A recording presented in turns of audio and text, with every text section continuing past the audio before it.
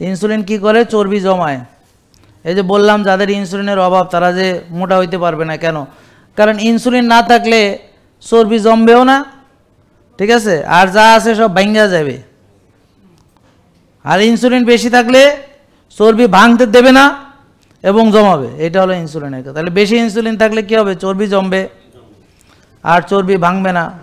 তার মানে যতই চেষ্টা করুক শুকাইতে পারবে না। তাহলে শুকাইতে হলে ইনসুলিন কমাইতে হবে। আর কমাইতে হলে যেই খাবার খেলে ইনসুলিন বাড়ে সেগুলো খাওয়া যাবে না। কমাইতে হলে রোজা রাখতে হবে। কমাইতে হলে টেনশন না করে মানসিক প্রশান্তির চর্চা করতে হবে।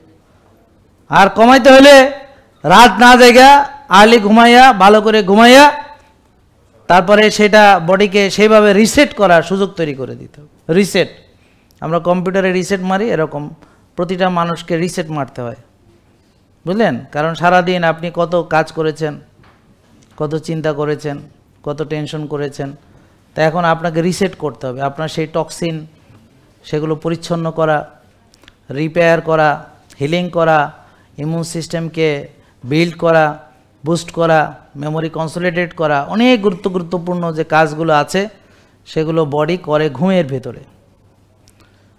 তো যারা ঘুমাবে না সঠিক সময়ে আল্লাহর নির্দেশ মোতাবেক আর্লি, যারা ঘুমাবে না, তো তাদের এই কার্যক্রমগুলো ব্যাহত হবে। বিধায় তার যেমন ইমোশনাল ব্যালেন্স নষ্ট হবে, তার যেমন এই যে মাজা ব্যথা হতে পারে, নার্ভের ব্যথা হতে পারে, হজমের সমস্যা হতে পারে, গ্যাসের সমস্যা হতে পারে, মনে থাকবে?